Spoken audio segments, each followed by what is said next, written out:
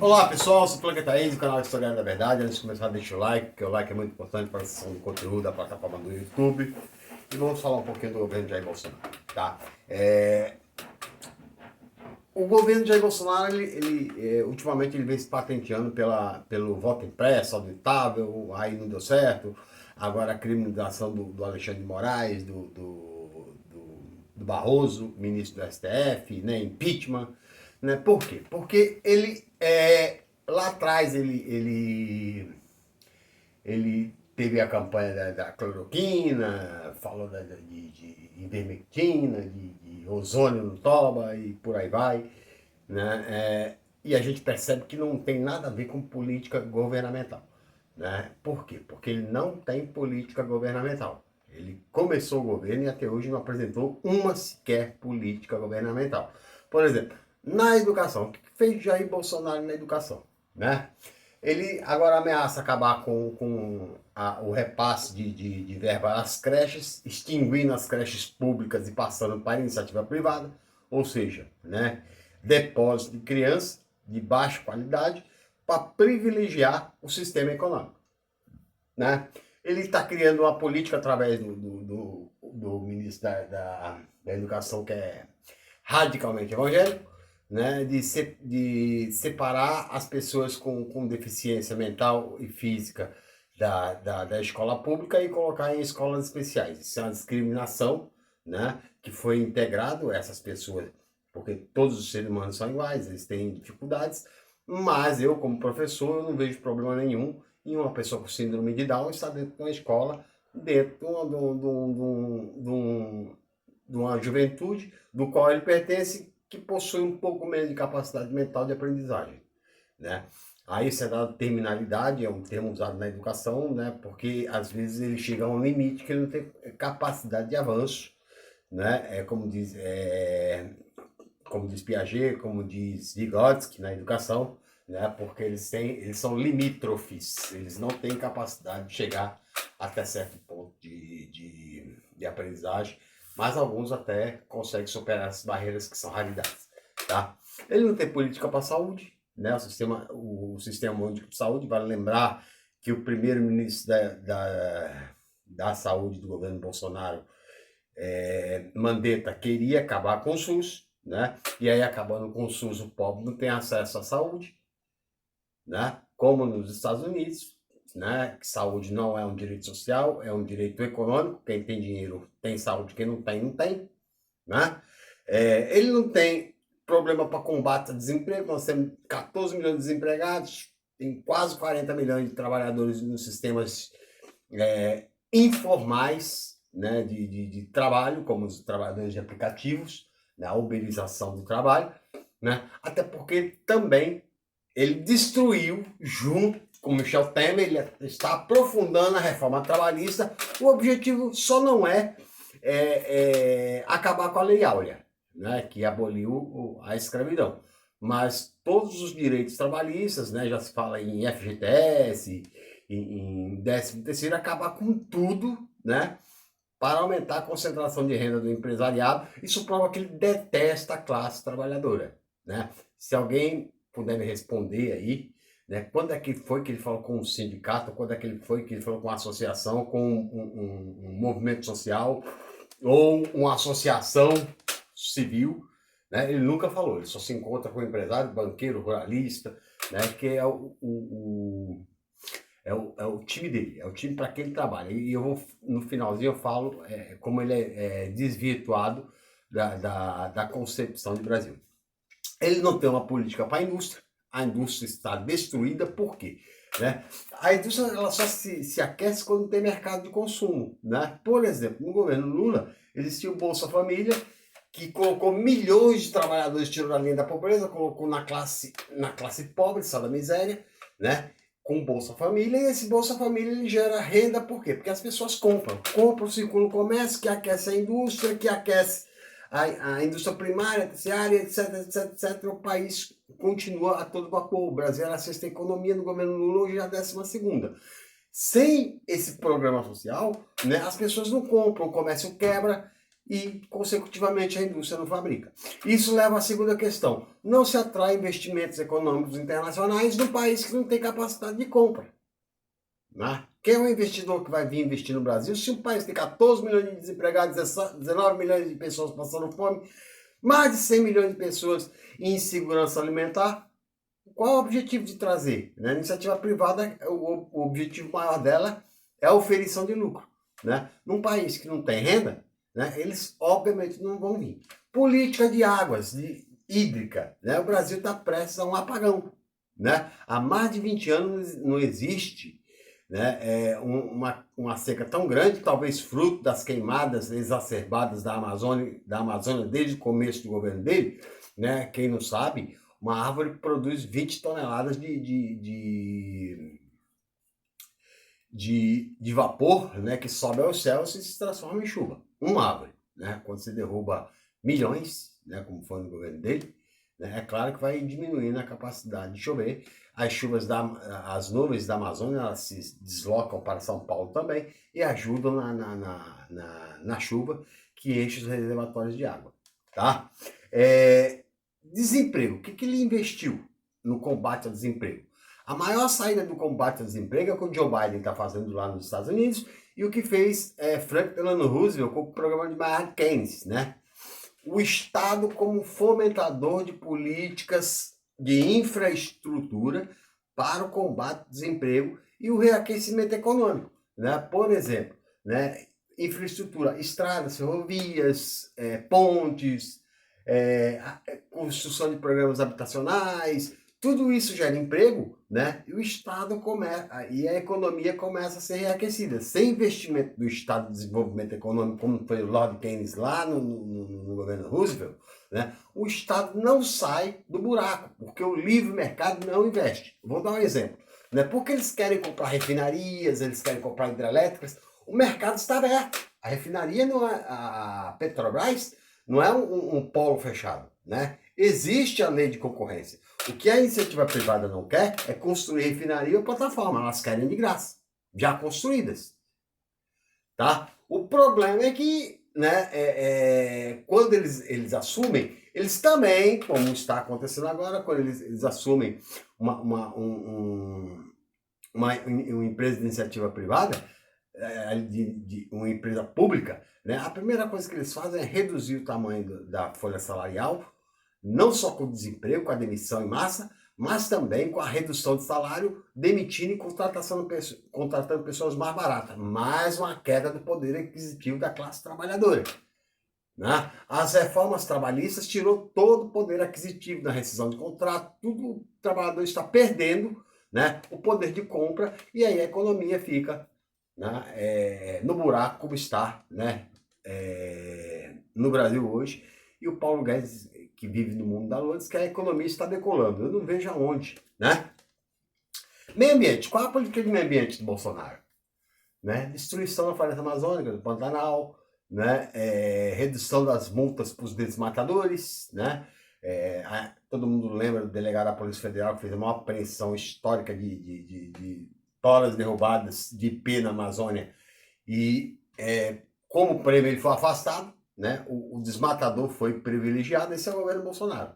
Né? E por fim, o Ricardo Salles caiu, porque se não pedisse demissão, ele ia ser preso pelo STF. Então ele prefere ser julgado na justiça comum, né? Porque ele tem recurso até o STF. Preso pelo STF, ninguém sai, né? Porque é a última instância. Como está preso Daniel Silveira, como está preso Roberto Jefferson, que para sair vai ser muito difícil. Né? Para você ter ideia, Roberto Jefferson para sair vai ter que apresentar um habeas corpus ao próprio Supremo, que prendeu. Né? E ali é consenso, ele vai ficar. Previdência. O que ele fez? Ele desmontou a Previdência. Né?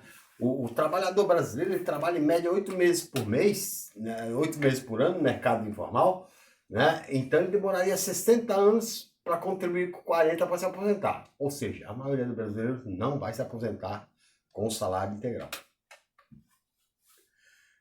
Trabalhista, ele desmontou todos os direitos, né? A carteira verde e amarela, que é a carteira de escravo. Desenvolvimento industrial. Né? Não existe política de desenvolvimento industrial. Né?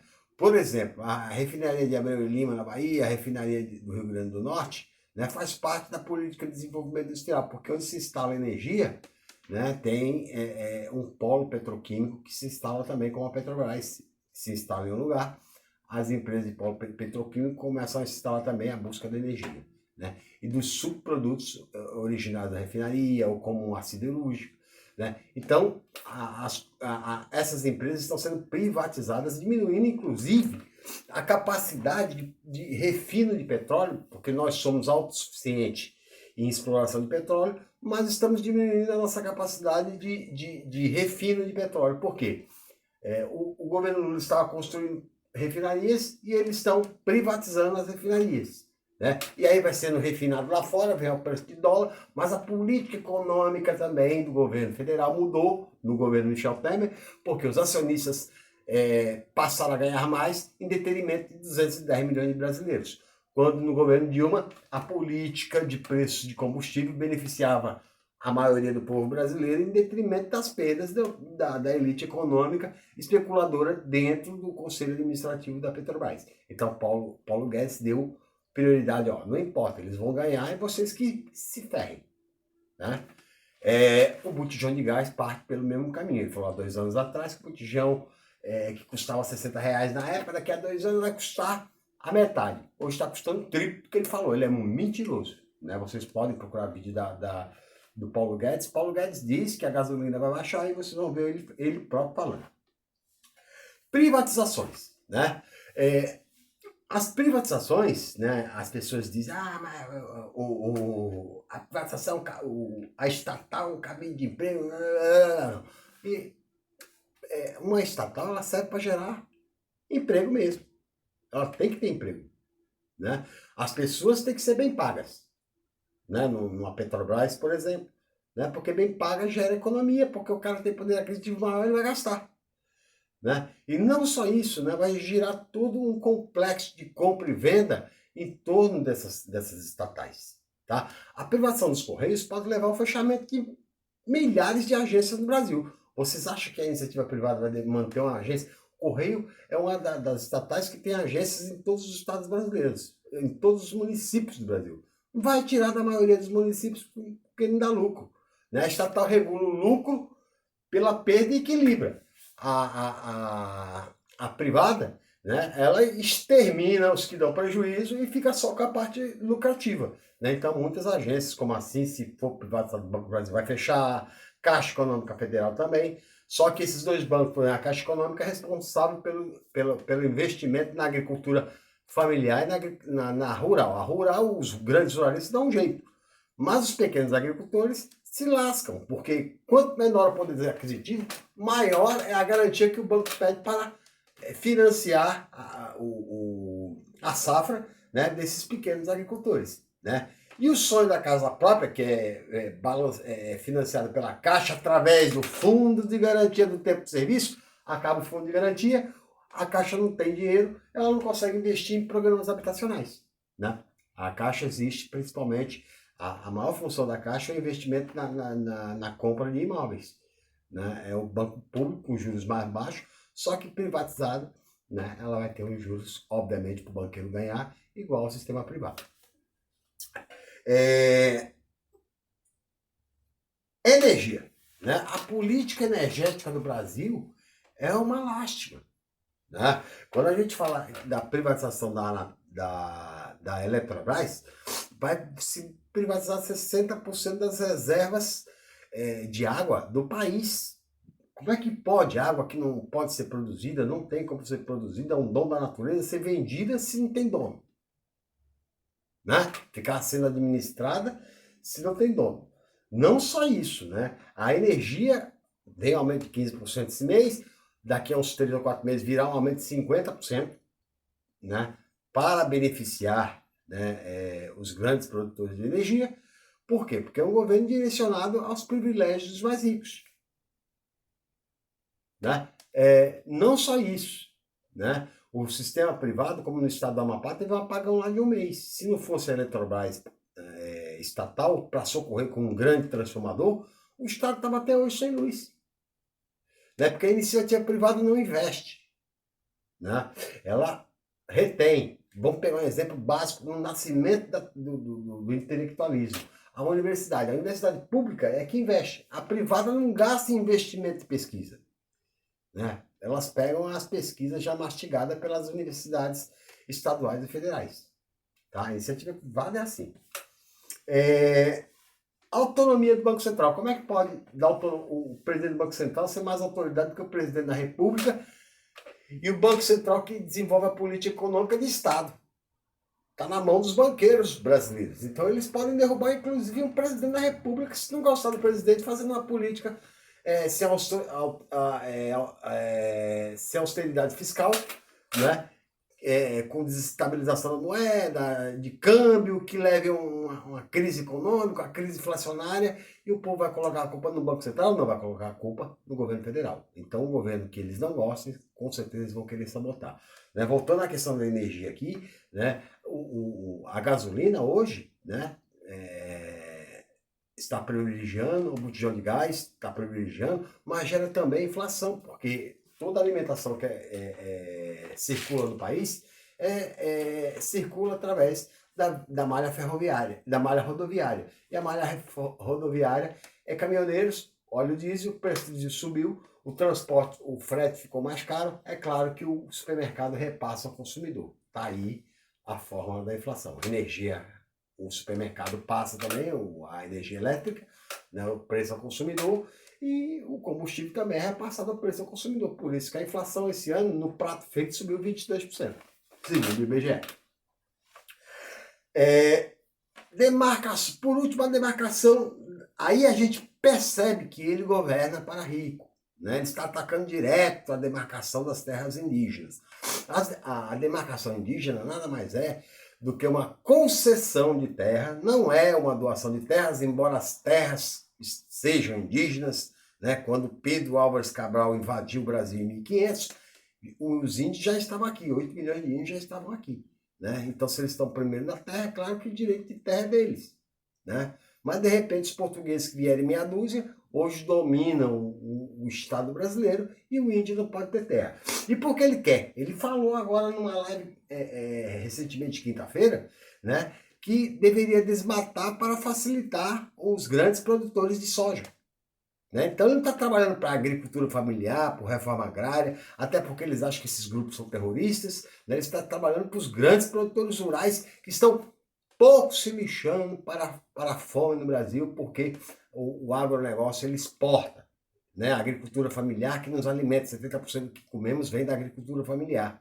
Né? Então ele está pouco se lixando para isso. Né? Está ruralizando simplesmente o país, está destruindo a indústria, o comércio, e o país está voltando a ser um país de produção de café, de milho, de soja, de trigo, de um diabo a quatro, menos, né, a indústria secundária e terciária. Ameaçando os indígenas, né, com a demarcação consolidada pela Constituição de 88, assinada em outubro de 88 com Ulisses Guimarães, e ele vive através da política, né, esse livro é muito interessante, né, da Esther Solano, A Política do Ódio, disseminando ódio nas redes sociais, né, inventando factóides, né, como STF, vacina, vacina vira jacaré, voto editável, e etc, etc, que ele está na frente das eleições. Ele não se deu conta que ele já matou 600 mil brasileiros com Covid-19 e acha que o governo dele é maravilhoso. Né? Só não apresenta uma política econômica. Eu espero que vocês apresentem alguma coisa que ele fez para o Brasil que melhorou a condição do povo trabalhador. E é assim que, aí é gente importante, esse livro, Como as Democracias Morrem, é muito interessante porque eles falam, né, de como, a partir do momento que o povo perde o interesse pela política, pela democracia, pelas instituições, né, eles abrem espaço para o totalitarismo, né, para os governos totalitários, que é uma arma de proteção da burguesia, que nunca perde. Tá? Quando eu falei lá dos sistemas totalitários no último vídeo, né, a gente vai lembrar que aqui no Brasil também teve sistemas totalitários. Né? Por quê? Porque havia ameaça de avanço, por exemplo, Salvador Allende ganhou, um marxista, no Chile em 70, né? Em 1973, ele foi assassinado pelo Pinochet, a mando dos Estados Unidos, dentro do Palácio do Governo La Moneda, no Chile. Né? O Brasil sofreu o golpe em 64, né? O Paraguai sofreu o golpe, o Uruguai sofreu o golpe, a Argentina sofreu o golpe. É uma maneira de evitar o avanço do progressismo, ou da social-democracia, ou dos movimentos de esquerda, para manter o conservadorismo reacionário que mantém o povo a ferro e fogo na ordem e progresso. Ordem para o trabalho e progresso de poucos. Trabalhador submisso ordeiro para progresso do poucos, está escrito ordem e progresso, uma frase positivista de Augusto Comte na escola do positivismo, né, e que tem interesse em manter o povo alienado. Por último, os despossuídos. Né? Assim como Marx, né, foi expulso da Alemanha em 1841, né, que era a Renânia, Renânia não, me fugiu o nome agora, ele nasceu no Império Germânico. Né? Em 1818, ele escreveu em 1841 Os Despossuídos, que era uma briga, né, das terras aristocráticas, né, que existia dentro da construção de um feudo, existia o manso servil, né, que era uma base de terra onde todo mundo poderia desfrutar, inclusive o servo. Com a entrada do movimento burguês, né, no domínio de terras, inclusive, né, a propriedade privada da burguesia, né, passou a tentar cobrar desses despossuídos nos mansos de uso de todos, né, querer cobrar direitos ao cara, cobrar dinheiro do cara colhendo folha, colhendo graveto de árvore, né, porque o cara não morreu de frio na Alemanha. E Marx vai entrar nessa guerra com os despossuídos e a partir daí começa o inferno dele de perseguição por toda a Europa, onde ele acaba exilado na Alemanha. Tá? Então, esse governo, ele não tem nada para apresentar, né, no que eu falei aqui. Ele não tem proposta nenhuma, ele não fez absolutamente nada. Né? A única coisa que ele está fazendo é construindo 300 metros de pista, 1 quilômetro de açude, e está dizendo que ele está construindo o Brasil todo. Né? Terminando casos do programa Minha Vida, que foi interrompido em 2016, tentando terminar, né? Porque o Paulo Guedes não deixa, ele acha que é a iniciativa privada que vai investir. Só que você comprar uma casa financiada por um banco privado, meu irmão, é muito mais caro do que um programa habitacional do Estado. O Estado está na Constituição, responsável pela moradia, pelo emprego, pela previdência social, pelos direitos sociais, pelos direitos civis, pelos direitos políticos, que estão sendo roubados, assaltados pelo Paulo Guedes, juntamente com o apoio desse elegume chamado Jair Bolsonaro. Ok? Essa é a minha participação e até a próxima.